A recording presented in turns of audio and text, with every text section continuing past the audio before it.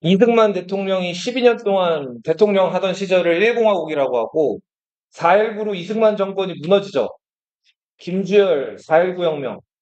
자, 그래서 그 이후에 이제 대통령이 아니라 국무총리에게 권한이 있는 이 내각을 장면 내각이라고 이때를 2공화국이라고. 근데 장면 내각이 뭔가 잘했다 못했다 평가를 받기도 전에 박정희 군인에 의해서 무너졌죠. 그리고 박정희가 2년 동안 국가재건 최고회의의 의장으로서 그 국회를 마비시키고 헌법을 능가하는 권한을 이제 행사하면서 군인들이 2년 동안 통치를 한단 말이에요. 근데 언제까지 이렇게 다스릴 수 없죠. 그래서 군복을 벗고 공화당이란 정당을 만든 다음에 이 공화당 후보로서 대통령 선거에 나오죠. 그래서 이때 윤보선을 제치고 공화당 후보로서 대통령 당선이 됐단 말이에요. 이때부터를 3공화국이라고 합니다. 1960년대 박정희 정부 요때가 3공화국이고 이때 박정희가 한 번 4년 임기 채우고 나서 재선에 성공을 하죠. 윤보선을 또다시 더 큰 표 차이로 물리치고 재선을 하는데 다시 얘기했지만 요즘 여기까지가 3공화국이고 그 다음에 박정희가 한 번만 더 하겠다고 해서 삼성 개헌하죠. 그죠? 삼성 개헌해가지고 김대중 물리치고 세 번째 대통령에도 취임을 해요. 근데 그 삼선 중에 이제 뭐 영원히 집권할 계획을 세워가지고 유신헌법을 발표한단 말이에요. 그죠? 자, 이 유신개헌 이후에 박정희 죽을 때까지의 요 7년간을 4공화국이라고 불러요. 그러니까 뭐 단순하게 생각하면 60년대 박정희 정권이 3공화국, 그리고 70년대 유신개헌 이후에 박정희 대통령의 그 정권이 4공화국이라고 보시면 돼요. 자, 4공화국이 무너졌어요. 그 총알 한 방에. 김재규라는 박정희 대통령이 믿고 맡기던 부하한테 그 총을 맞으면서 박정희 대통령이 죽었죠. 자, 죽고 당시 국무총리였던 최규하가 통일주체 국민회의에서 다시 한번 대통령을 이제 통일주체 국민회의에서 대통령을 선출을 해요. 역시 마찬가지로 어디서 뽑았어요? 네, 똑같은 방식으로.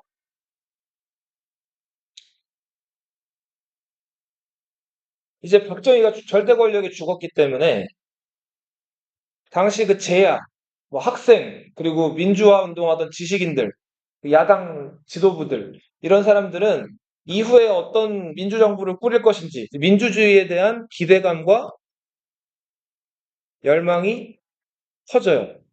자, 이때 희성처럼 떠오른 세 명의 김씨.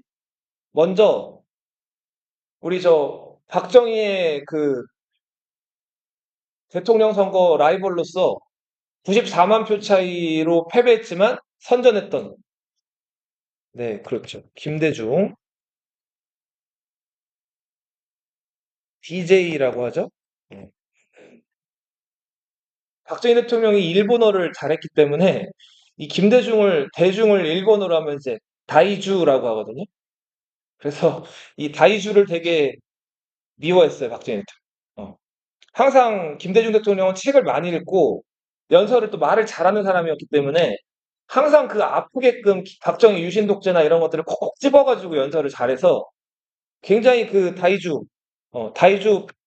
빨리 내 눈앞에서 안 보이게 사라지게끔 해. 그 중앙정보부한테 이 김대중을 항상 감시하고 이렇게 뭔가 좀 김대중을 견제하라고 했던 대통령이 박정희 대통령. 그리고 이제 유신 정권 말미에 유신 독재를 철저하게 비판하다가 국회에서 제명됐던 김영삼, YS. 그리고 이 사람은 박정희 정권에서 2인자였어요. 박정희 대통령 형, 박상희 기억나죠? 공산주의자. 그 박상희의 딸이 박영옥이라는 사람인데 그 박영옥과 결혼했어요, 이 사람. 그리고 육군사관학교 8기의 핵심으로서 왜 쪼개? 어, 육군사관학교 8기 핵심으로서 그 육군사관학교 멤버들을 이끌고 5.16을 주도했던 정군운동의 핵심, 그리고 중앙정보부를 만들기도 했던 김영삼. 종필, JP. 이 사람은 공화당이고 중앙정보부장까지 한 사람이고 박정희의 완전히 오른팔이고 신복 아닌가요? 자, 근데 봐봐. 박정희가 대통령을 헌법을 고쳐가면서 두 번이나 고쳐가면서 대통령을 다섯 번을 했거든요. 자, 근데 박정희 대통령 원래대로였으면 첫 번째 헌법이었으면 두 번 대통령하고 끝이었죠. 그래서 박정희 대통령 두 번째 임기 이제 중반 정도 넘어갔을 무렵에 박정희 대통령 후계자에 대한 얘기가 나와요. 그러니까 누가 박정희 뒤를 이을 것인지. 근데 박정희가 5.16 이후에 계속 왕처럼 행사를 하고 있었기 때문에 차마 그런 얘기들을 부하들이 대놓고는 못해요. 대놓고는 못해도 뒤에서는 어땠을까요? 그렇죠. 쉬쉬하면서 박정희 대통령 뒤는 누가 좋을까? 그렇죠. 자, 중앙정보부를 만들기도 했고 민주공화당을 창당했던 핵심 멤버 그리고 5.16 때 육사 8기의 리더로서 이 사람 원래 서울대를 다니다가 중퇴하고 육사에 들어간 거거든요. 이 김종필이 굉장히 인기가 많았어요. 자, 그래서 이 김종필이 박정희 뒤를 이을 것이다라는 얘기가 있었는데 박정희 대통령 귀에 그게 들어간 거예요. 기분이 그게 좋았을까요? 절대집권자가? 안 좋았겠죠. 자, 그래서 김종필이 박정희 대통령에게 찍혀가지고 자, 이 모든 공직에서 해임당한 다음에 저 브라질 이런 쪽으로 망명을 가기도 하고 망명이라기보다는 그 박정희 대통령이 이제 미움을 사서 이제 아무튼 도피성 유학 뭐 이런 식으로 해외를 왔다 갔다 하기도 하고 굉장히 고생을 많이 했단 말이에요. 자, 그래서 한때는 박정희 오른팔이었지만 2인자로서 크게 빛을 못 보고 있던 김종필 이런 세 명의 인물들이 소위 말해서 삼김씨라고 불리면서 이제 민주화를 이끌 지도부로 떠오르기 시작했다. 자, 그런데 이런 기대에도 불구하고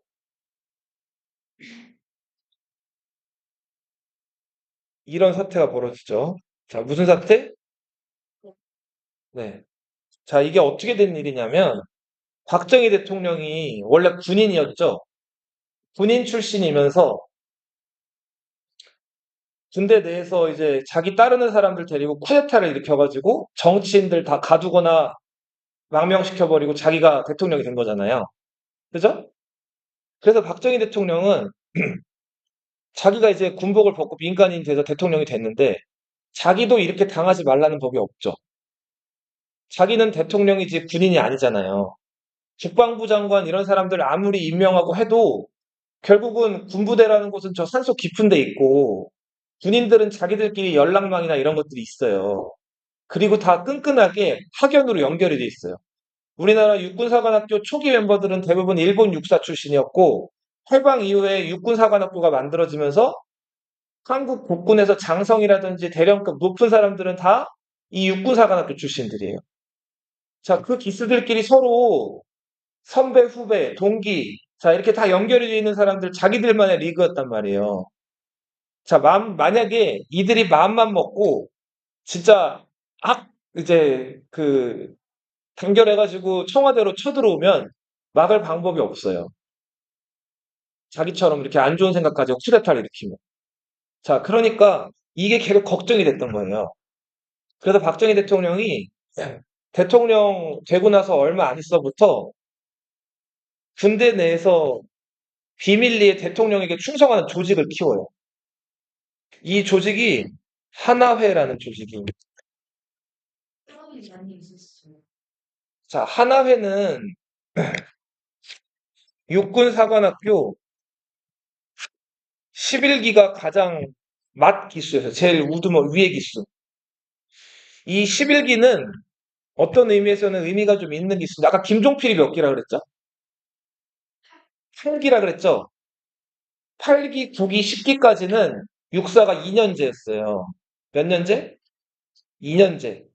왜냐하면은 전쟁 중에 이제 육사에서 막 장교들을 급하게 교육해가지고 내보내야 됐기 때문에 2년제로 짧았어요, 교육기간이. 그런데 한국전쟁이 끝나고 이제 55년에 새로 기수를 뽑는데 이제 미국이나 외국 사례를 참고해가지고 그 정규적으로 인문학 교육도 시키고 역사, 수학 이런 것들도 같이 가르치면서 군사교육까지 같이 하는 종합대학교로 처음으로 이제 55년부터 이게 개편이 돼요.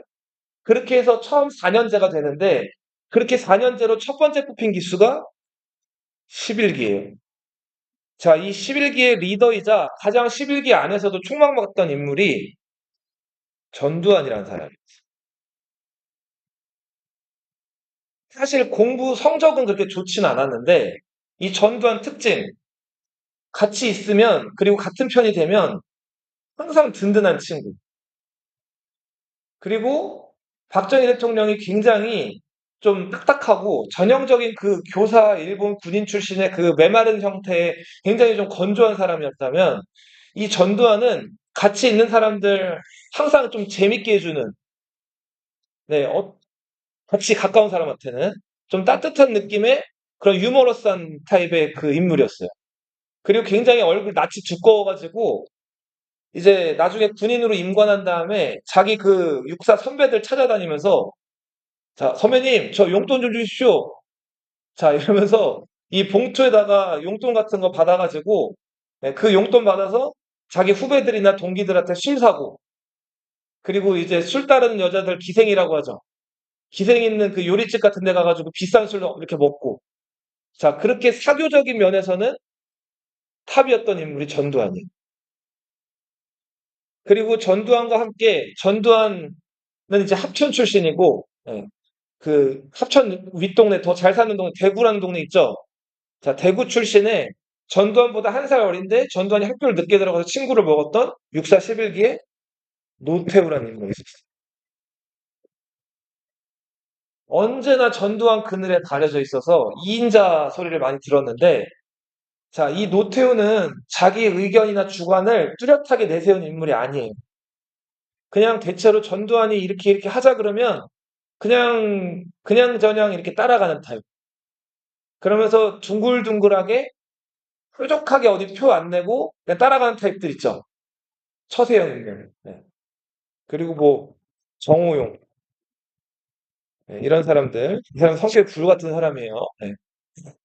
자, 이런 사람들이 육사 11기였는데 이 전두환을 눈여겨봤다가 박정희가 이 전두환을 하루는 이제 불러가지고 이제 용돈을 주면서 네, 이제 그 후배들이든 동기들이든 모여가지고 조직을 만들어 보라고 한단 말이에요. 그래서 전두환 중심으로 박정희 대통령에게 절대적으로 충성하는, 각하에게 절대적으로 충성하는 이름하여 어떤 조직이 만들어졌다? 하나회가 만들어졌다.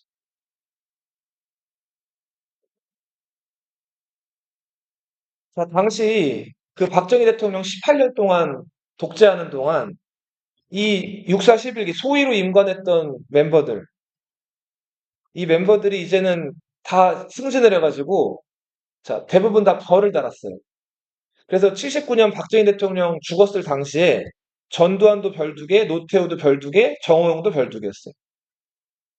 자, 당시 전두환이 어떤 자리를 차지하고 있었냐면 보안사라는 곳의 장이었어요. 이름하여 보안사령관.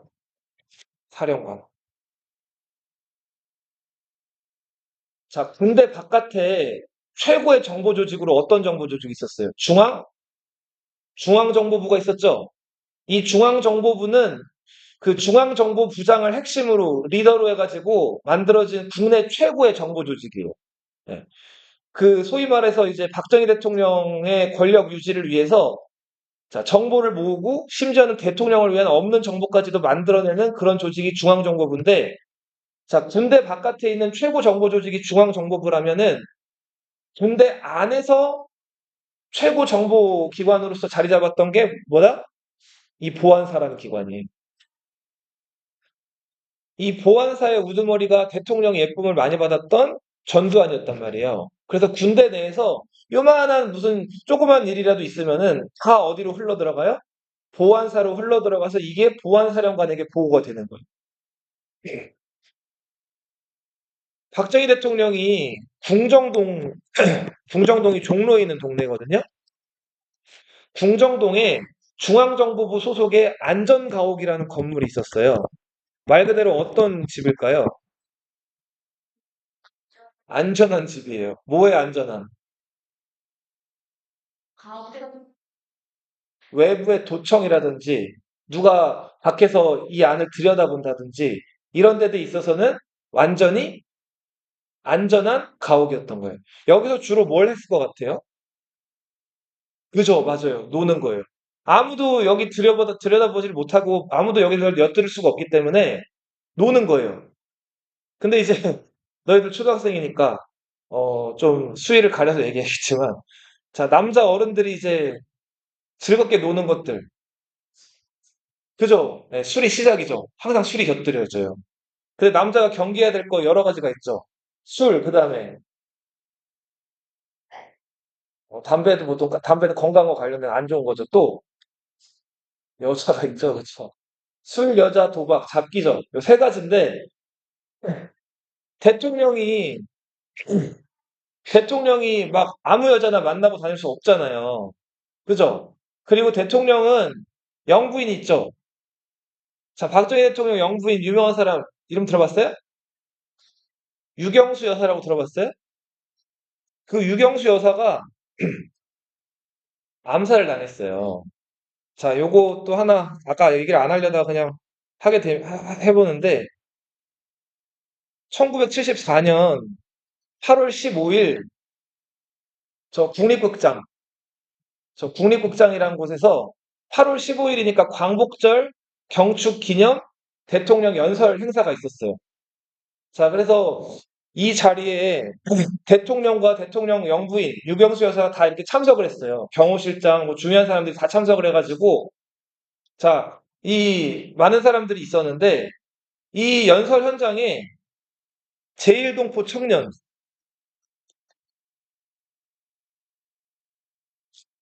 문세광이라는 사람이 몰래 권총을 가지고 숨어들었던 거예요.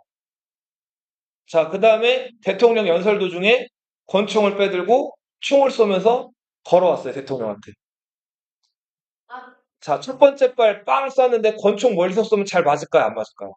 안 맞아요. 자, 총을 쏘자마자 박정희 대통령은 그 연단 아래로 이렇게 숨었어요, 이렇게. 자, 그리고 두 번째 발을 또 빵 쐈는데 이때도 아무도 안 맞은 줄 알았어요. 자, 근데 대통령 여기 연단에 있으면은 요 자리에 그 영부인이랑 요인들이 앉아 있었거든요. 근데 두 번째 총소리 나고 나서 몇 초 있다가 자, 그 영부인이 옆으로 수직 쓰러지는 거예요. 자, 그래서 이제 경호실에서 막 난리가 나가지고 이제 뛰어들면서 그 문세광을 제지를 했어요. 근데 그 후에도 문세광이 총을 여러 발 쐈어요. 빵빵빵빵.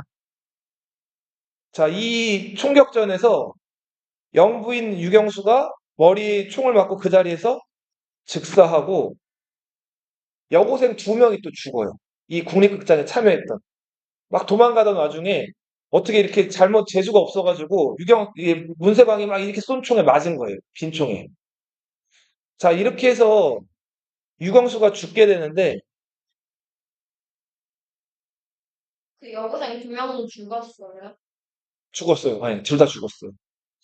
이게 또 음모론이 제기가 됐어요. 자, 봐봐. 이거 그냥 여담인 TMI인데 유경수가 피살되기 1년 전에 김대중 납치 사건이 있었어요. 김대중이 어디서 납치됐다 그랬죠? 일본에서 납치됐다 그랬죠. 자, 일본이 만만한 나라예요? 아니죠. 경제적으로나 여러 면에서 이때 우리나라보다 훨씬 잘 살았고 훨씬 우위에 있었어요. 자, 근데 그런 일본이었는데 한국중앙정보부가 멋대로 일본 그 허가도 안 받고 은밀하게 입국한 다음에 김대중을 납치해가지고 바다에 빠뜨려 죽이려고 했던 사건이잖아요. 이때 미국도 대한민국 정부에다가 심한 유감을 표시했지만 더욱더 이제 박정희 정부에게 질타를 가했던 건 일본 정부예요.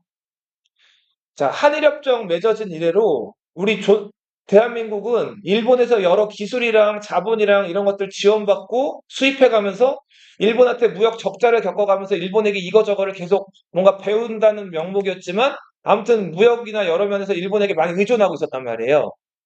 자, 근데 이때 김대중 납치 사건이 벌어지면서 일본에서 그, 그동안 그 대한민국의 어떤 주던 혜택이라든지 무역 관련된 여러 가지 베네핏을 다 취소해요. 중단시키고. 자, 그동안 일본 무역에 많은 것들을 의존해 왔는데 이런 것들이 중단이 되니까 대한민국 정부 어땠을까요? 몹시 당황했고 어려웠겠죠. 자, 그래서 이런 상황이 계속 한 1년 정도 지속이 됐는데 요 무렵에 제일동포 청년이 마침 유경수 여사를 죽인 거예요. 제일동포라는 사람들은 뭐 하는 사람들이냐면 우리 일제강점기 때 35년 동안 일본에게 식민지배 받았죠. 그죠? 이때 대한민국 살던 사람들, 아니, 조선 살던 사람들 중에서 일부가 일자리라든지 먹을 것들을 찾아가지고 일본으로 건너가서 사는 사람들이 있었어요. 이 사람들 해방되고 나서 자기 고향으로 돌아오고 싶었겠죠. 그래서 일부는 일본에 머물러 살다가 한국으로 돌아오려고 했단 말이에요. 일부는 거기 자리 잡은 사람들은 눌러 앉아 살게 되고. 자, 거기 눌러 앉아 살게 된 사람들을 제일동포라고 불렀어요. 일본에 사는 한국인들. 근데 문제는 이 제일동포 중에서 일부가 돌아오려고 하는데, 자, 저기 한반도에 두 개의 정부가 세워졌죠. 남쪽에는 대한민국 정부, 북쪽에는 조선민주주의 인민공화국이 생겼죠. 자, 근데 북한 정부에서는 제일동포들을 같은 동포라고 해가지고 김일성이 손을 내밀었어요. 얼른 오라고 해가지고. 자, 그래서 제일동포 인사들이 북한으로는 많이 가요. 자, 근데 남한 정부에서 이승만, 박정희 정부에서는 제일동포가 귀국하는 거를 어떻게 했을 것 같아요? 막아요. 왜 못 들어오게 막았을까요? 관련사가. 일본에서는 비교적 한국에 비하면 공산주의 접하기가 더 쉬웠어요. 그리고 아까 얘기했듯이 이들이 북한으로는 왔다 갔다 했다 그랬죠. 그러니까 북한으로 왔다 갔다 했던 사람들이 그치 간첩 역할을 해서 남한으로 들어올지도 모른다는 우려 때문에 같은 한국인이지만 이 사람들이 이제 해방되고 남한으로 귀국하려니까 이거를 남한 정부에서 어떻게 했다고? 막았단 말이에요. 그래서 이 제일동포 인사들은 보통은 북한과 남한이 있으면 어디에 더 친한 경향이었을까요? 북한 쪽에 친한 경향이었, 친북 경향들이 많았어요. 이 제일동포 내에도 그룹이 있어요. 조총련 계열이 있고 거류민당 계열이 있는데 조총련 쪽은 거의 상당히 친북적, 종북적인 성향이 있어요. 그래서 그 조총련계 이제 제일동포 학교 여기 일본에도 제일동포들 다니는 학교 있을 거 아니에요. 가보면은 그 학교 여기 선생님들이 있는 교탁이랑 칠판 위에 김일성, 김정일, 김정은 얼굴이 붙어 있어요. 예. 그런 그룹이에요. 예. 자, 근데 이 문세광도 조총련계였어요. 그러니까 남한 정부에 대해서 상당히 삐딱하고 박정희 독재를 싫어하는 인물. 근데 이 문세광이 일본 경찰서, 일본 파출소에서 감시가 허술할 때 거기를 몰래 들어가 가지고 권총을 훔쳐 나와요. 자, 그 다음에 그 훔친 권총을 이 라디오 있죠. 라디오를 분해한 다음에 휴대용 라디오 안에다가 권총을 넣어가지고 당시 이제 한국으로 들어온 거예요. 그 다음에 국립극장에 잠입을 했고 박정희 대통령 연설할 때 이제 총을 쏘면서 박정희 대통령을 암살하겠다고 간 거예요. 근데 박정희 대통령은 못 죽이고 누굴 죽였어요? 유경수 여사를 죽였죠. 아, 네. 자, 그렇게 해서 유경수 여사가 죽었는데 이게 조금 여러 가지 의문투성이었어요. 일단은 유경수 여사가 피살당했을 때 사람이 죽었으면 그 범행 현장이나 이런 것들을 막 청소해야 돼요? 아니면 보존을 해야 돼요? 보존을 해야 되죠. 수사를 정확하게 하려면.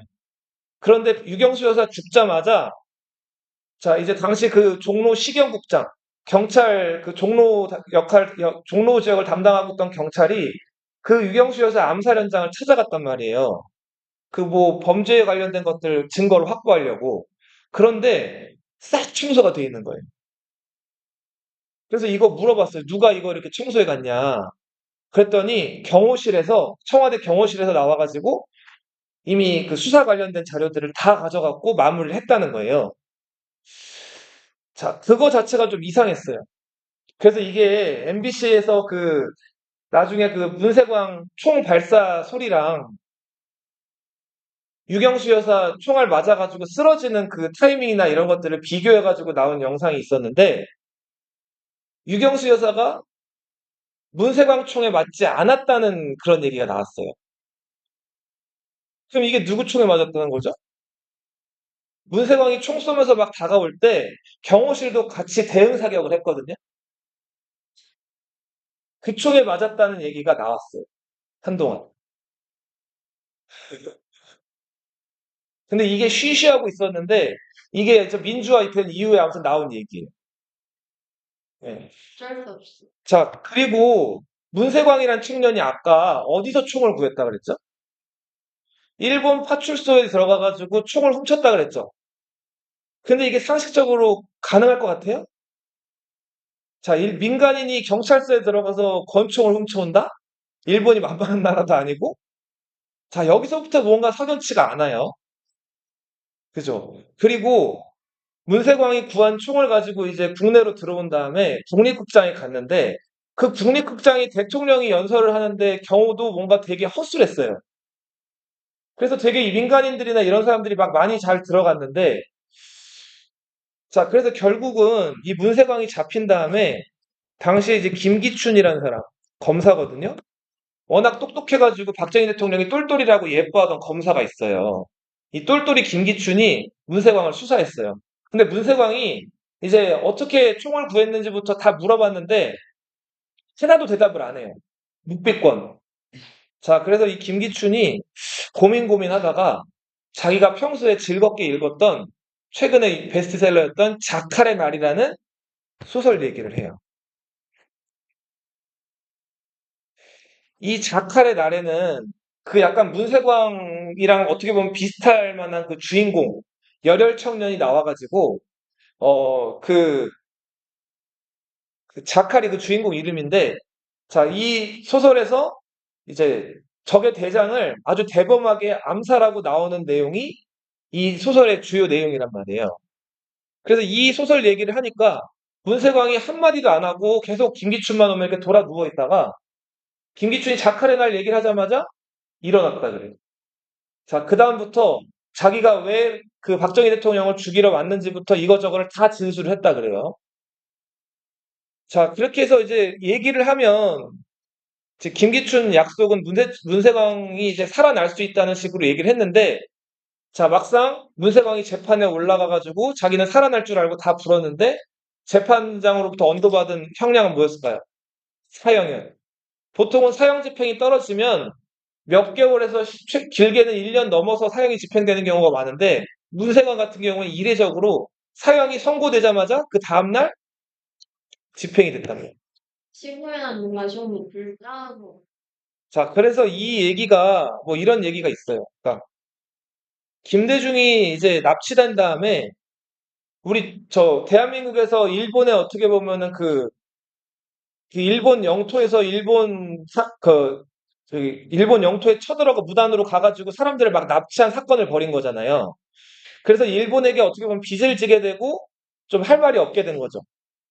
이런 거를 뒤집어 엎으려고 중앙정보부랑 경호실에서 자, 이 문세광이라는 좀 정신이 이상한 제1동포 청년한테 총까지 이렇게 흘려서 줘가면서 자, 이 당시 대통령 근처로 와가지고 이렇게 암살 모의 비슷하게 이런 어떤 사건을 조작했다. 자, 그래서 아무튼 결론적으로 얘기를 하면은 이때 문세광이 일으킨 이 사건 때문에 이제는 일본이 대한민국 정부에 할 말이 없어졌죠. 그죠? 일본 파출소에서 없어진 총 때문에 영부인이 죽은 거잖아요.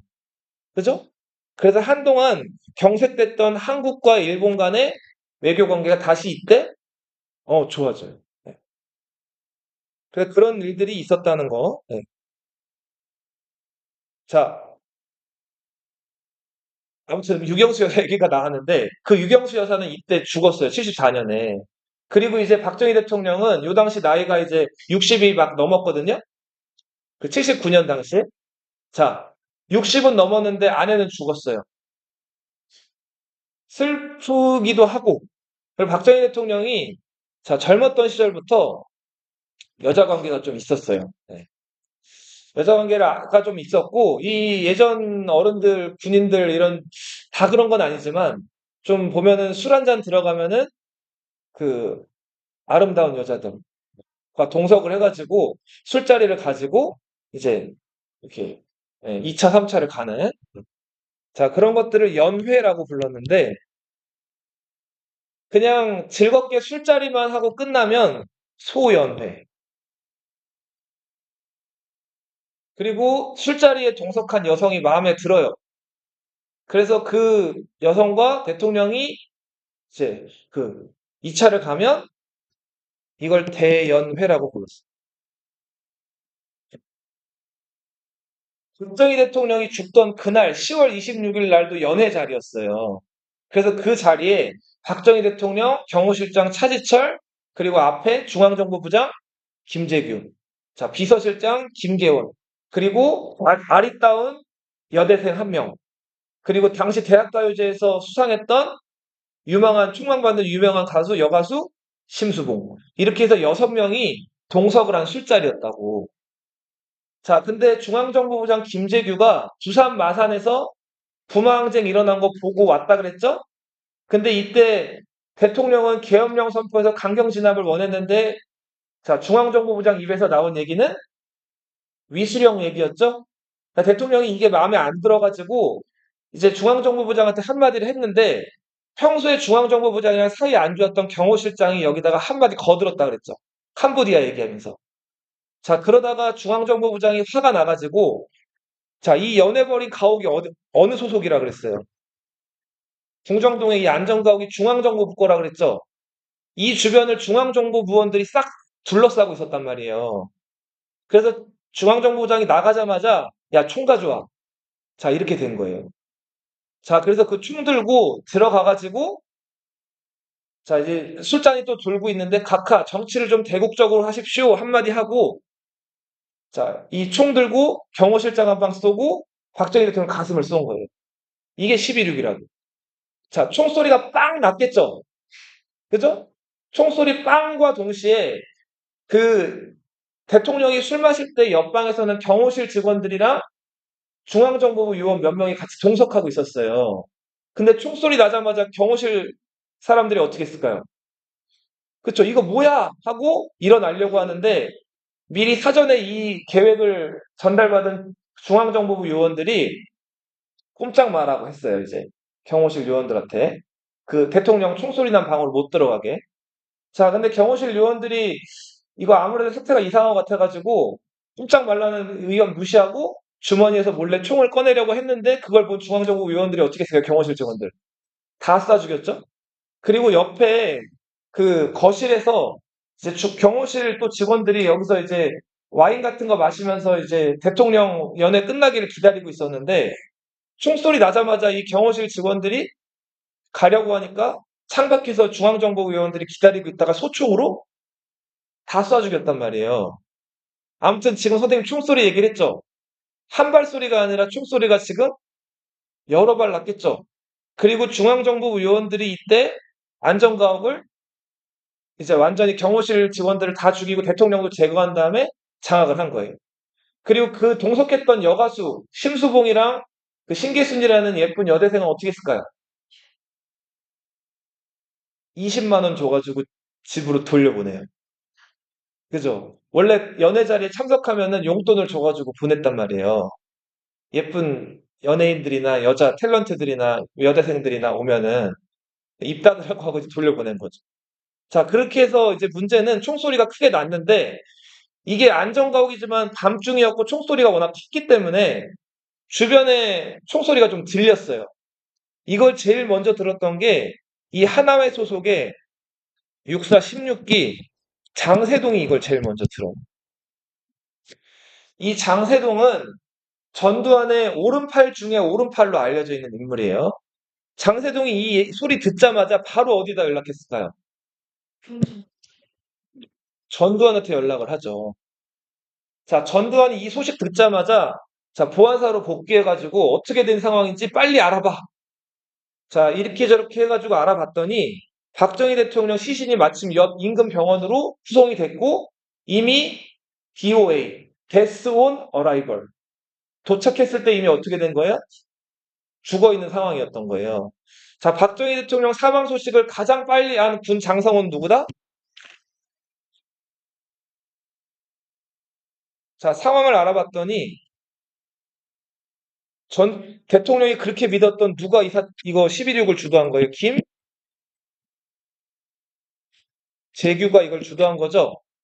자, 이렇게 해서 전두환이 자, 김재규를 잡아서 가두고요. 네. 자, 그리고 네. 김재규를 가둔 다음에 김재규가 박정희 대통령 시해한 범인이었다는 거를 뉴스에다가 이렇게 기자회견을 열어가지고 이거를 공포하게 된다. 마치 고려 말기에 공민왕을 시해한 그 잡범들, 최만생, 홍룡 같은 사람들을 그 수사해가지고 잡아내고 누가 공민왕 시해했는지 밝혀낸 사람 누구였죠? 이인임이라는 사람이 있었죠. 자, 그 사람처럼 전두환도 박정희 대통령 시해 과정을 수사하는 과정에서 자, 이제 뭔가 저 사람 만만치 않다, 보통이 아니다라는 자, 그런 인상을 뉴스나 국민들에게 심어주게 된다고. 자, 하지만 전두환은 별이 몇 개였어요? 두 개였죠. 보안사는 아주 정보를 취급하는 중요한 보직이긴 하지만 그래봤자 별이 몇 개예요? 두 개예요, 두 개. 어? 두 개는 높은 거긴 하지만 최고 대장은 별이 몇 개라 그랬어요? 네 개라 그랬죠, 네 개.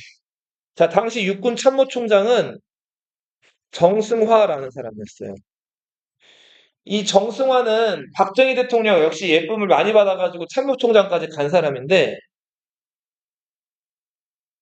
김재규가 사실 11.6을 일으키기 전에 좀 계획했다는 정황이 있어요. 자, 김재규가 11.6 일으키던 날 그 아침에 이 정승화한테 전화를 걸어요. 그 다음에 자기가 그 박정희 대통령이랑 중정동 안전가옥에서 저녁 때 연회를 열 건데 자기랑 요때 저녁을 같이 하자고 한 거예요. 자, 그래서 정승화는 중앙정보부장이 갑자기 저녁 먹자는데 뺄 수 있어요? 뺄 수가 없죠. 자, 그래서 김재규랑 저녁 약속을 잡고 그 김재규가 박정희 대통령을 시해하던 날 밤에 그 궁정동 안전가옥에 있던 또 다른 건물에 와서 있었어요. 자, 김재규의 계획은 박정희 대통령을 죽인 다음에 자, 계엄령이 선포되겠죠? 지금 위기 상황이니까. 계엄령이 선포되면 계엄사령관, 이 계엄령에서 최고 권력자가 되는 계엄사령관을 육군 참모총장이 한단 말이에요. 자, 계엄령이 선포됐을 때 계엄사령관을 자기가 데리고 있으면은 뭐 수사 과정을 조작하거나 하기 유리하겠죠. 그죠? 그래서 정승화를 동정동 안전가옥 옆 건물에 배치를 시켜 놓은 거예요. 이거부터 얘기하면 좀 긴데, 그래서 암튼 정승화가 이제 박정희 대통령 시해된 상황에서 계엄사령관으로서 전국을 수습하고 최규하를 만나서 얘기를 하면서 이제 삼김씨, 민주주의를 열망하는 국민들을 위해서라도 저 삼김씨에게 자, 이 정권을 어떻게 이양하는 것들에 대해서 평소에 얘기를 하고 있었는데 자, 그러면서 정승화가 이 전두환 하는 상황을 좀 지켜봐요. 근데 전두환이 그 박정희 대통령 시해 과정 수사하는 과정에서 인기를 좀 얻은 다음에 어깨에 좀 힘이 들어가기 시작을 해요. 자, 그래서 정승화가 시키지도 않았는데 어떤 짓을 하냐면 청와대를 자기가 마음대로 보안사 직원들을 보내가지고 수색을 해요. 자, 그래서 청와대를 수색했는데 현금을 찾아요. 얼마 찾았을 것 같아요? 6억을 찾아요. 그때 6억이면은 요때 처음 만들어진 저 대치동의 아파트가 음마 아파트라는 아파트예요. 들어봤어요? 음마 아파트를 4채 정도 살 수 있는 값이었어요. 자, 정말 좋지. 아파트, 집을 내 채. 치료인 맞아요, 맞아요.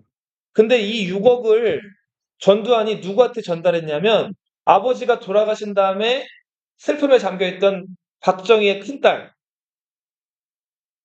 박근혜? 박근혜한테 이 6억을 줘요. 어. 자, 근데 이거 이렇게 하면 돼야 안 돼요? 이렇게 돈이 나왔으면 이거 계엄사령관한테 보고를 하고 이걸 국고에 환속을 시키든지 어떻게 나라가 갖고 있게 해야 되는데 개인적으로 이걸 처리해버린 거예요. 이러면 절대 안 되죠. 이렇게 자기 권한을 넘는 행동을 뭐라고 해요? 두 글자로. 월권이라고 불러요. 뭐라고? 자, 이렇게 해서 전두환이 이런 행동을 하니까 계엄사령관 정승환은 이게 마음에 안 들었던 거예요. 자, 그래서 전두환을 보안사령관에서 해임하고 저 멀리 저 동해라는 동네 알아요? 태백 옆에 강원도에 그 동해시에 있는 저 변방의 사령관으로 보내버리려는 계획을 세워요. 그리고 그 인사 이동일이 며칠이었냐면 12월 13일이었어요. 자, 12월 13일이 딱 되면 전두환은 이제 보안사령관직에서 어떻게 되는 거예요? 해임되고 동해바다로 저 먼 데로 갔다가 얼마 안 있다가 예편. 예편이 뭐죠? 군인들이 지금 자기 맡은 보직을 가지고 있으면 현역이라고 하죠. 현재 있다 그래서. 근데 현역에서 은퇴하게 되면은 군인들은 예비군이 돼요. 들어봤어요? 예비군으로 편성되는 걸 예편이라고 한다고. 자, 군인들한테 은퇴를 의미하는 단어가 뭐라고 해? 두 글자? 예편. 자, 전두환이 예편되게 생긴 거예요. 자, 그 전에 정승환을 먼저 전두환이 쳐요. 자, 전두환이 정승환을 쳤던 명분. 궁정동 안전가옥에서 12.6 사태가 있던 날 밤에 김재규 중앙정보부장 연락을 받고 영문도 모른 채 정승화가 궁정동 안전가옥의 그 옆방에 있었죠. 김재규에게 가담했다는 거예요. 자, 그래서 정승화를 김재규랑 가담했다. 내란 음모죄를 뒤집어 씌워가지고 자, 정승화 간사를 기습해서 가둬요. 자, 그리고는 실권자로 떠오르기 시작한 게 전두환이에요. 좀 빨리 할게요, 여기부터. 네. 자, 사람들은 이제 민주화가 될 줄 알았는데 전두환이 12.12 사태를 일으켜가지고 실권을 장악한 다음에 자, 그 계엄령을 해제를 안 하는 거예요. 그 다음에 계속 군사령관직을 유지하면서 권력을 가지고 있다가 심지어는 중앙정보부장이 지금 없는 상황이잖아요. 김재규가 지금 잡혀 들어가고 자기가 중앙정보부장 서리를 맡아요. 서리라고 하는 거는 대신한다는 뜻이거든요. 자, 신군부 물러가라. 서울역에서 서울대, 연대, 고대, 이대 여러 대학교 학생들이 모여가지고 시위를 벌여요. 자, 이게 서울의 봄이에요. 근데 봄이 왔어요? 오지 않았어요? 오지 않았죠. 자, 이 신군부는 계엄령을 전국적으로 확대해요. 5.17이죠.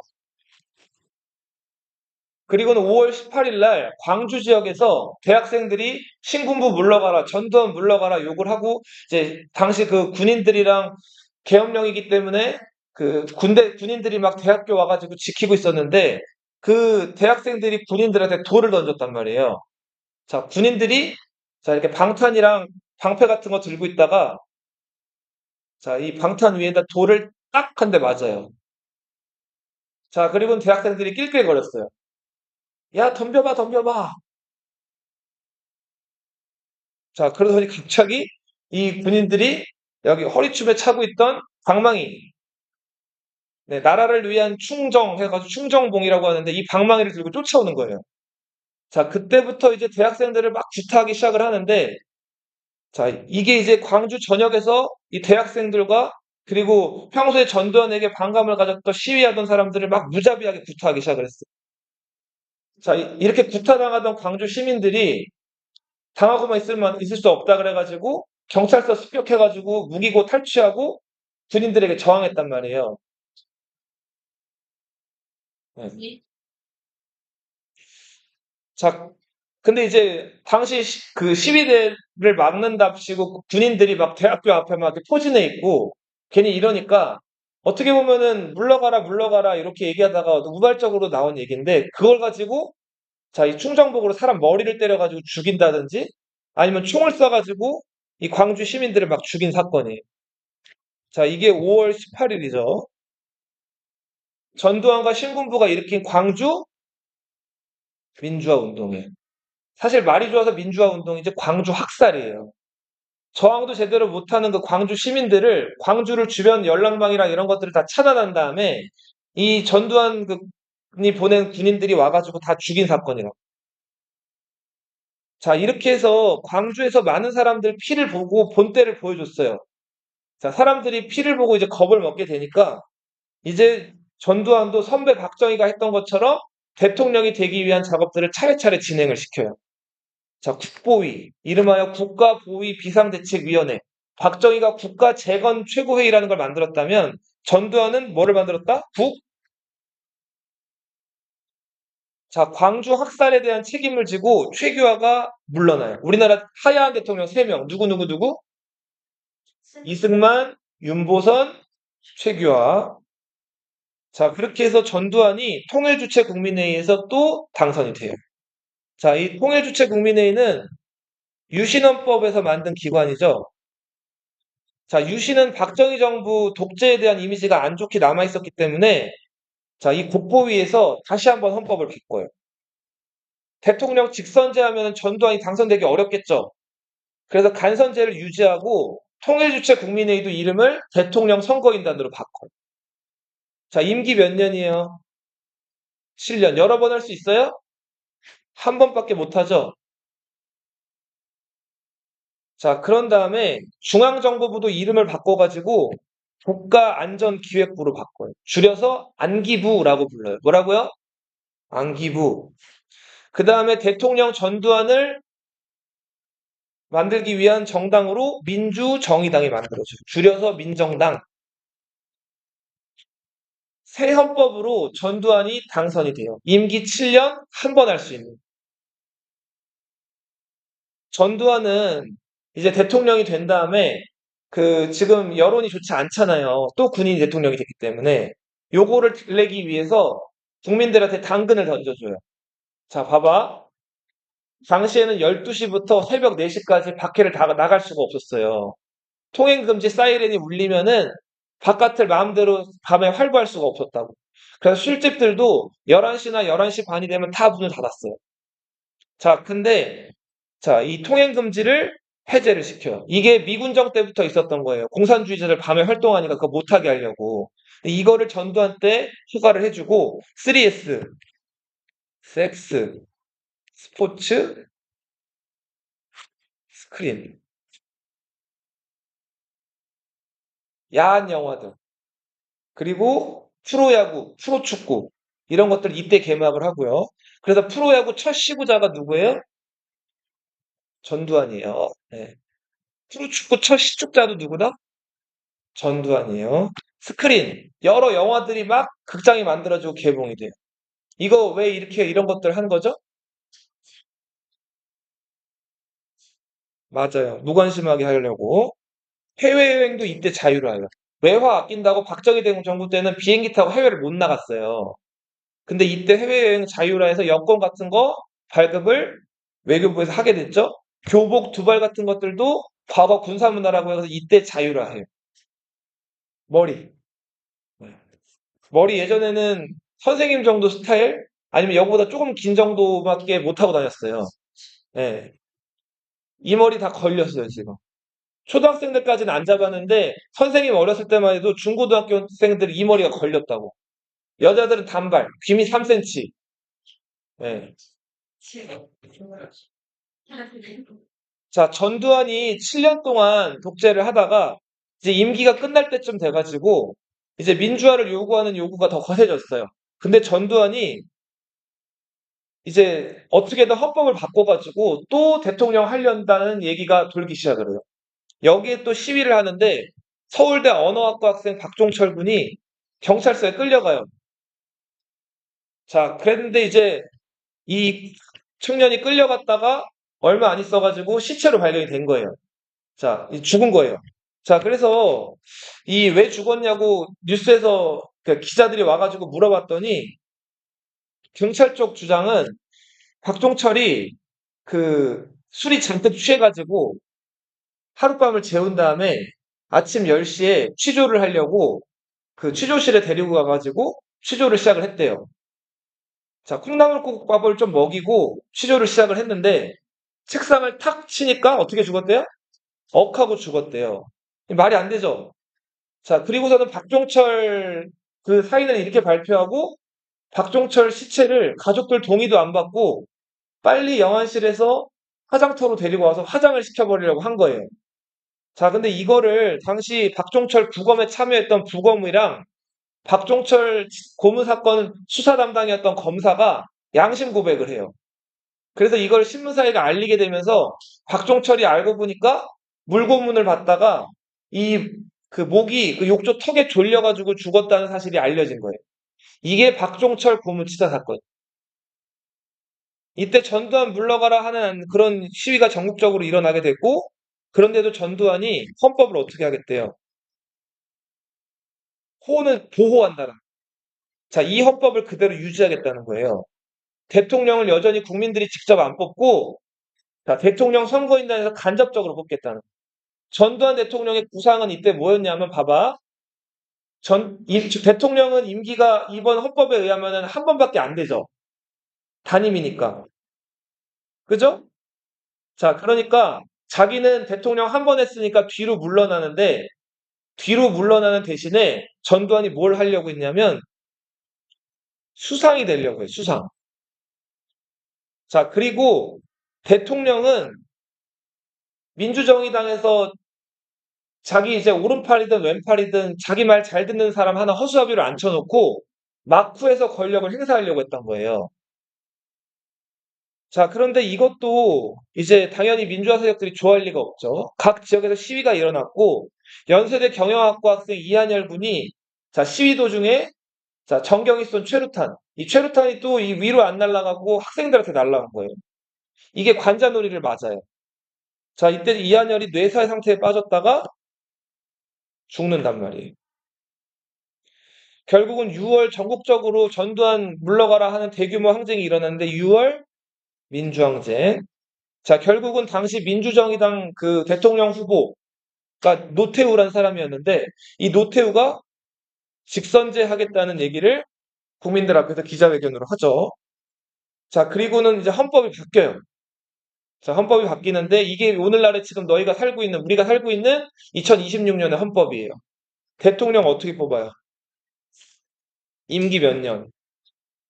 몇 번 할 수 있어요? 한 번. 당연히 김영삼, 김대중, 김종필 중에서 당선이 될 줄 알았어요. 자, 그런데 김영삼, 김대중 유력 두 후보가 싸워요. 단일화를 해야 되는데 단일화를 욕심이 생긴 거예요. 서로 제일 먼저 대통령이 되려고. 자, 그래서 결국은 둘이 같이 나온단 말이에요. 통일민주당, 평화민주당 정당을 따로 만들어가지고 같이 출마를 해요. 자, 그래서 표가 어떻게 됐어요? 둘이 나눠졌죠. 역대 최저 득표율로 전두환의 친구였던 누구? 노태우가 당선된. 자, 대선 직후에 바로 그 이듬해 총선이 치러지는데 민심이 반영이 돼요. 자, 당시 노태우를 보유한 이 여당을 민주정의당이었죠. 민정당. 자, 선거를 했는데 여당, 대통령을 보유한 여당이 125석밖에 확보를 못했어요. 김영삼, 김대중, 김종필, 이 야당이 오히려 득표를 훨씬 더 많이 했죠. 선생님 봐봐. 자, 이렇게 여당이 의원 수가 적고 야당이 의원 수가 많은 이런 형국을 뭐라고 불러요?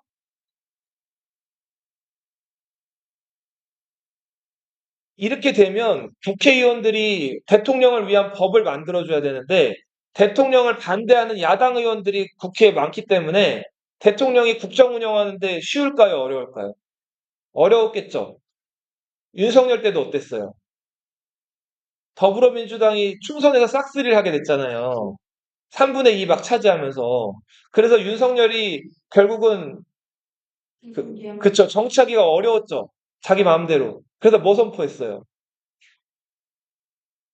자, 노태우 때는 근데 세계 정세가 도와줘요. 이때 소련이랑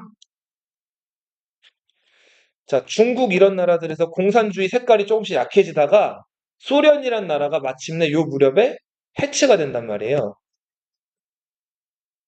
자, 이렇게 해서 북방 국가들, 소련, 중국 이런 나라들과 이제 대한민국이 수교를 맺게 돼요. 예전에는 소련, 중국은 공산주의 국가라서 여행도 못 가고 했는데 요 무렵부터 수교를 맺게 되고 조금씩 그 공산 국가들이랑 문호가 열리게 돼요. 공산주의가 이제 어떻게 됐으니까?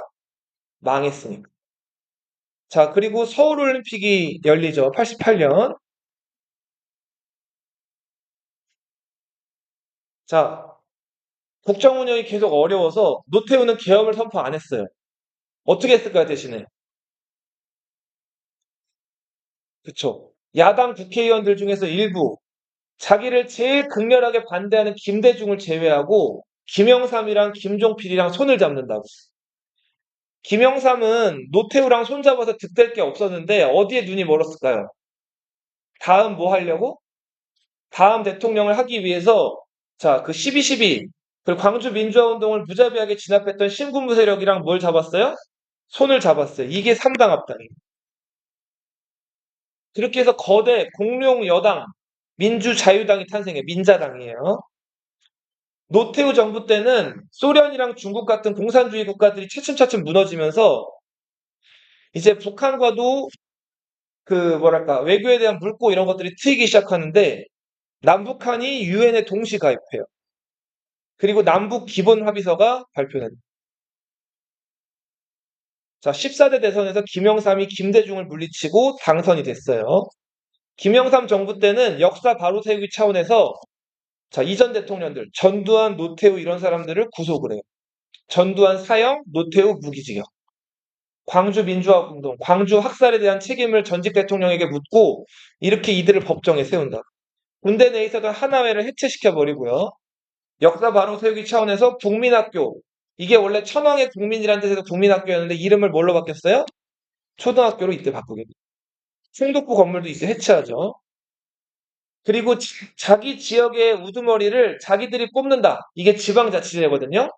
자, 이때부터 서울특별시, 대구광역시, 원래 그 시의 시장들을 대통령이 임명을 했는데, 이제는 각 중요 시의 그 시민들이 직접 투표해가지고 시장을 뽑는 거예요.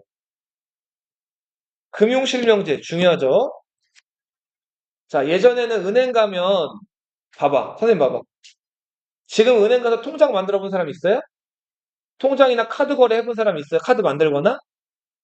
자, 지금은 은행 가서 그런 거 만들려면 뭘 가져가야 돼요? 신분증을 가져가야 돼요. 근데 이 당시에는 요 금융실명제 전에는 그냥 가가지고 강아지 통장, 뭐 우리 집 고양이 이름 적은 고양이 통장, 자 이런 식으로도 통장을 만들 수가 있었어요. 자 익명으로 금융거래가 가능했는데 요 김영삼 정부 때부터 이제 신분증을 가져가야지만 은행 거래를 할 수가 있게 됩니다. 그러면은 금융실명제 이전에는 자 정치인들이 몰래 뇌물 같은 것들 불법 자금으로 많이 받았단 말이에요. 근데 이게 이때부터 가능해졌고요. 자, 김영삼은 항상 새로운 한국을 강조했어요. 그래서 김영삼 때 신한국당이라는 정당이 만들어지고 선진국들의 모임 OECD에 가입하기도 해요. 자, 박정희 전두환 때 독재로 비판은 받았지만 경제적으로 나라가 크게 성장해가지고 대한민국도 이제 제법 선진국들 대열에 올라가게 된 거예요. 자, 근데 문제는 자, 이게 좋은 상황만은 아니었어요. 당시 그 동남아시아 지역에서 주가가 폭락하면서 먼저 경제 위기가 있었어요. 근데 그 경제는 사실 심리예요. 사람들이 불안해가지고 은행에 있는 돈들을 갑자기 은행이 망할 것 같아가지고 다 찾아봐. 그럼 은행은 어떻게 돼요? 망하게 되죠. 자, 근데 이런 상황이 동남아에서 옆에서 벌어지니까 여기 영향을 받아가지고 당시 한국, 중국, 일본이 다 경제가 좋지가 않았어요. 특히 경제 기반이 취약했던 한국이 제일 타격을 크게 받는데 한국에서 여러 기업들이 줄도사다는 사건이 벌어지는데 97년에 이게 그쵸 외환위기란 말이에요. 이때 국제통화기금 IMF가 한국에게 이제 구제금융으로 돈을 빌려주고 지원을 해주는데 세상에 공짜가 있어요? 없어요. 이때 많은 기업들이 그동안 수익을 못 내더라도 회사원들을 많이 데리고 있었는데, 이런 사람들 다 어떻게 했을까요? 다 자르는 거예요. 구조조정.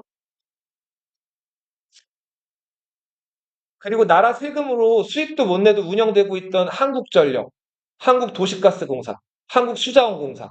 자, 전기, 가스, 물, 이런 것들 우리 생필품이죠. 근데 만약에 이거를 민간 기업들이 장악하고 가격을 올려치기 하면은 사람들 어떻게 돼요? 고통스럽겠죠. 그래서 수익을 못 내더라도 이런 기업들은 나라가 가지고 있으면서 나라 세금으로 운영을 했어요. 적자를 내더라도. 근데 이때 나라가 망하고 나서 나라가 거의 망하다시피 하면서 IMF에서 돈을 빌려주면서 이런 기업들 주식이나 이런 것들을 다 외국에게 넘기라고 한 거예요. 자, 그래서 이때 뭐 한국전력도 이름이 뭐 캡코, 뭐 한국통신도 이름이 KT, 이런 식으로 영문으로 이름이 다 바뀌거든요. 자, 이게 의미하는 거는 우리 한국 자본이 가지고 있던 이런 공기업들이 외국인 주식 자본에게 넘어가게 된 거예요. 네. 자, 이러면서 민영화, 이런 것들이 요 시기에 있었다. 자, 김대중이 대통령 4수 끝에 이회창을 제치고 당선이 돼요. 자, 김대중이 의미하는 거, 여당과 야당이 최초로 뭐 계엄이든 군사적인 충돌이든 이런 것들 없이 교체된 사건이에요. 최초의 평화적 여야 교체. 자, 김대중 정부 때는 허리띠 졸라매가지고 이제 IMF 극복하자. 그래서 기업들 구조조정, 부실기업 정리, 아까 얘기했던 민영화 이런 것들이 이루어지고 IMF 관리 체제에서 마침내 벗어나게 돼. 김대중 대통령은 원래 이제 그 북한에 대해서 좀 뭐랄까 이렇게 화해 제스처, 먼저 말을 걸고 손을 내밀자 이런 햇볕 정책을 취하는데 자 김대중 대통령이 그래서 어디 갔어요? 그쵸 평양에 직접 간단 말이에요. 가서 당시 지도자였던 김정은을 만나서 포옹까지 하고 남북 문제에 대해서 합의를 하고 돌아온. 자 이게 남북 정상끼리 자 분단일을 최초로 만든 남북 정상회담이에요. 이때 누구랑 누가 만났다고요? 김대중과 김정은이 만났죠. 여기서 발표된 게 6.15 공동성명. 이후에 노무현, 이명박, 박근혜, 문재인, 윤석열, 이재명 요 순으로 대통령들이 연이어 이어졌죠. 경제통일 빨리 볼게 빨리. 다 끝났어요. 자, 108페이지.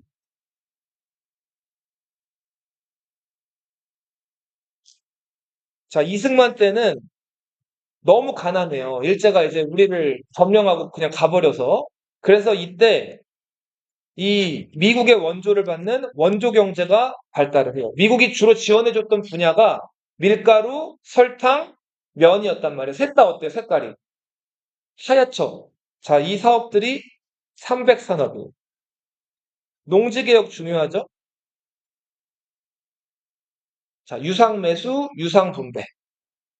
돈 주고 지주들한테 땅을 사가지고 돈 받고 국민들한테 땅을 파는 거예요. 자, 그리고 일제가 남기고 간 공장이라든지 뭐 기계라든지 이런 것들을 당시에 정부의 정치인들이랑 연고가 있었던, 그러니까 미리 알고 있던 사람들한테 싼 값에 넘긴 거예요. 귀속재산 불화. 자, 근데 이 과정에서 기계나 공장 같은 거 싼 값에 잘 받은 사람들이 나중에 뭘로 성장해요? 재벌로 성장하죠. 자, 먼저 밀가루, 그리고 모직, 그리고 물산, 무역 이런 것들 거래했던 삼성.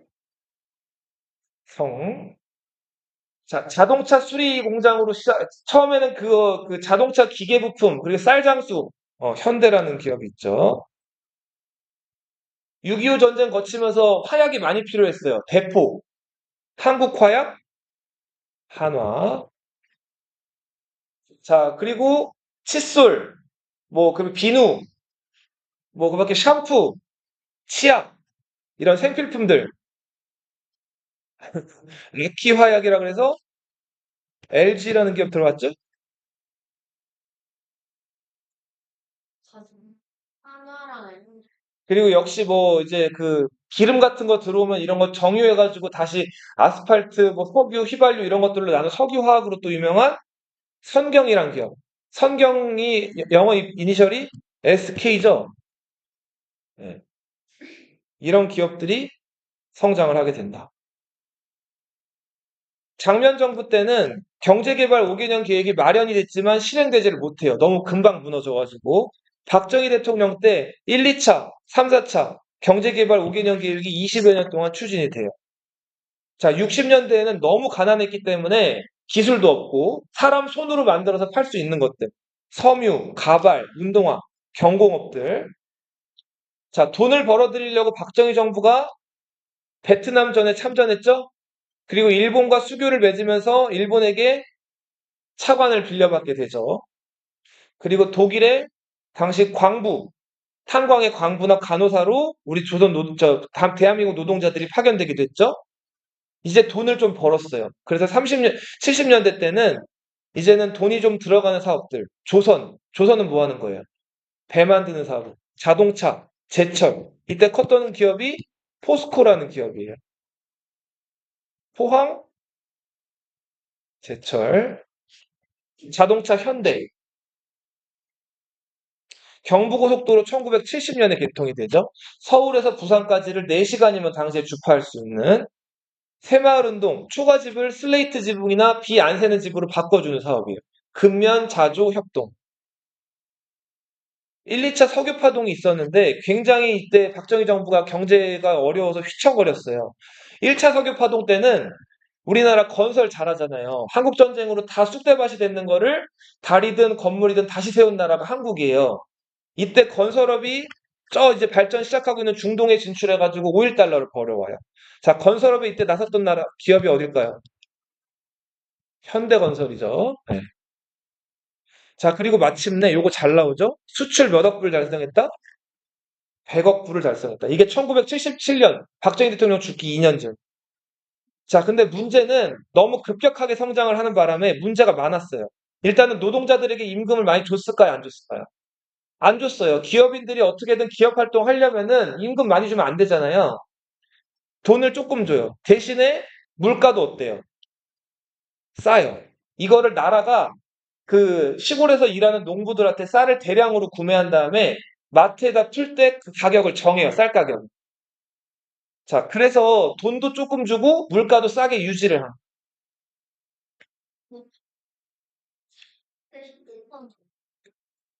자, 일단은 자, 어머님 세대나 부모님 세대를 나중에 물어보면 알 텐데, 자, 괜찮은 것 같죠? 근데 일단은 그때는 애들을 하나 낳거나 둘 낳거나 이런 출산 계획 같은 걸 안 해요. 보통 부부가 결혼하면 어떻게 할까, 애들을? 4명, 5명씩 많이 낳는단 말이에요. 근데 이 월급은 쥐꼬리만큼 받아와요, 아빠가. 그럼 그 돈으로 진짜 허리띠 졸라매가지고 아껴 먹으면서 사는 거예요. 그래도 불만이 없었던 거는 봐봐. 가난했어요. 그때는. 자, 인구의 95% 이상이 가난했다고. 그러니까 그냥 가난한 게 당연한 시대였다고. 하지만 삶의 질은 높지? 당연히 높을 수가 없죠. 자, 그리고 급격한 도시화, 산업화. 자, 이런 것들이 진행됐던 게 박정희 시대 모습이고, 자, 사람들이 아까 선생님 저번에도 얘기했는데 일제강점기 때 서울 인구가 30만이었어요. 근데 박정희 정부 때 막 개발 드라이브 걸 때 서울 인구가 660만이 됐어요. 22배가 는 거죠. 불과 30년 사이에.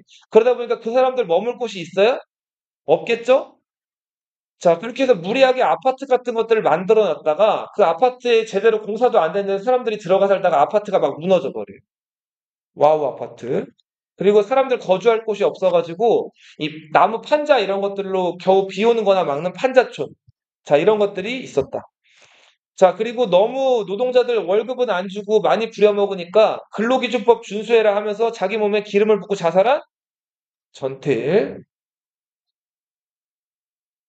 자, 전두환 정부 때는 전두환이 독재로서 손가락질은 받았을지언정 국제적으로 정세가 좋았어요. 자, 기름값이 낮았고 달러 가치가 원화에 비해서 낮았고 금리가 싸가지고 기업 활동이 하기가 좋았단 말이에요. 그래서 전두환이 독재를 하건 말건 기업하는 사람들이나 그냥 정치에 관심 없는 사람들은 전두환 시절이 좋았다고 얘기하는 사람들도 많아요.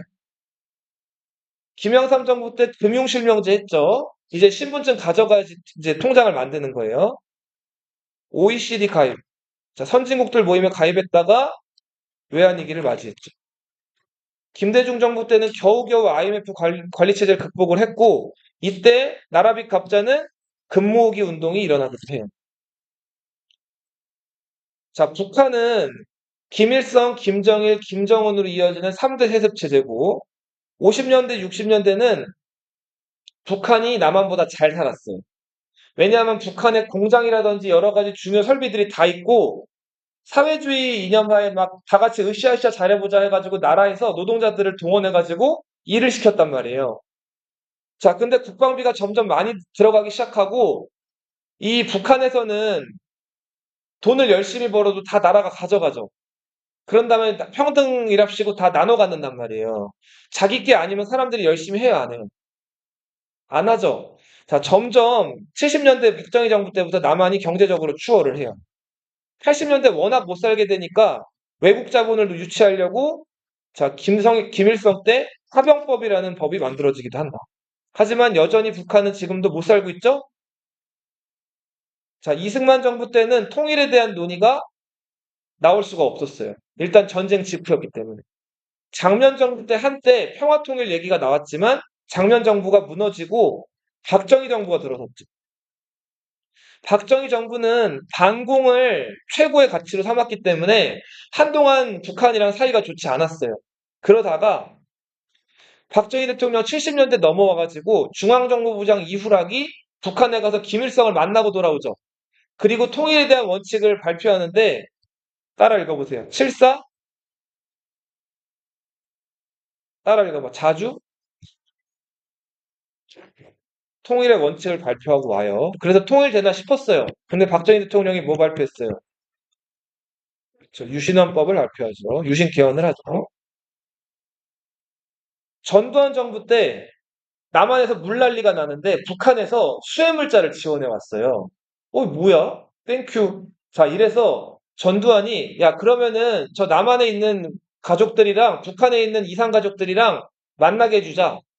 김일성이 오케이. 자, 이렇게 해서 최초로 전두환 정부 때 뭐가 실현됐다? 이거를 KBS에서 생중계했습니다. 네. 자, 노태우 정부 때는 소련이랑 중국 같은 공산주의 국가들이 점점 공산주의 포기하는 시기라 그랬죠? 자, 체제에 대한 우월감, 자신감을 바탕으로 자, 이 중국이랑 소련 같은 나라랑 수교를 맺기도 하고 북한이랑도 외교에 진전이 있어요. 남북 뭐 했어요? 이게 노태우 정부 때 얘기예요. 남북 기본합의서를 발표합니다. 자, 김대중 정부 때는 김대중이 평양을 갔죠. 남북 정상회담.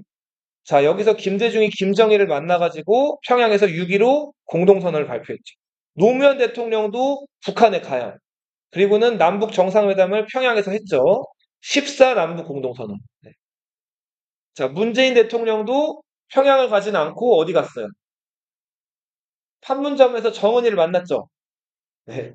김정은을 만났죠. 네. 저건 예스. 그죠. 제 맞아요. 만났어. 박근혜 때 사이가 안 좋았지. 네. 맞아요, 맞아요. 자, 여기 뒤에 세시풍속이랑 민속놀이, 요거는 읽어보시면 돼요. 지역사. 자, 여기까지. 유네스코 유산도 나올 수 있으니까 한 문제 정도는 기억해 두세요, 다.